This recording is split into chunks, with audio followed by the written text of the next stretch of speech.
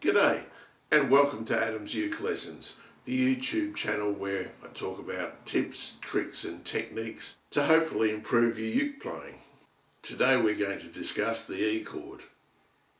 I know a lot of players starting out don't particularly like playing this chord, find it uncomfortable, and in fact will go out of their way to avoid songs that use the E chord. Unfortunately, this won't get you very far because a lot of tunes have an E chord, particularly if they're written by a guitarist, because guitarists just love E chords.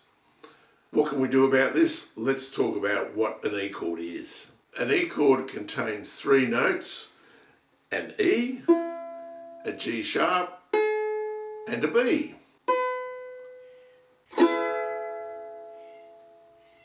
Any combination of those three notes that you can find on the fretboard will give you an E chord.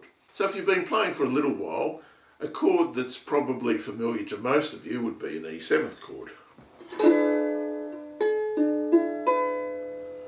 This actually contains an E, a G sharp, and a B, and also an additional D.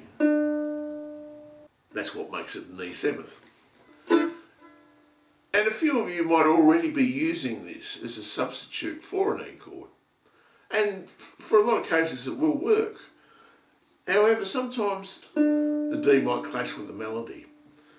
So we can modify this E7th chord just by not playing the D.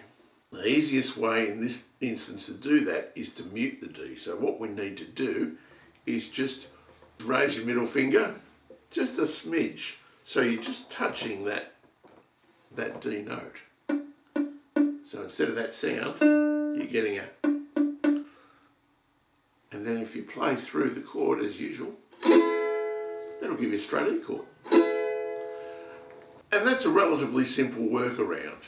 To become a super ukester, you should probably learn the E chords all over the fretboard, but for the meantime, this should get you sorted on those songs that have an E that you'd like to play. Similarly, if you're familiar with an E6 chord, which is just... that also contains an E, a G sharp, and a B, with an additional C sharp. And you can do the same thing, putting your three fingers there, and just anywhere on this first string, just touch it a little bit with your little finger, which will prevent that string from sounding. Also gives you an E chord. So I hope that helps out with some of your E issues. Until next time, keep on uking.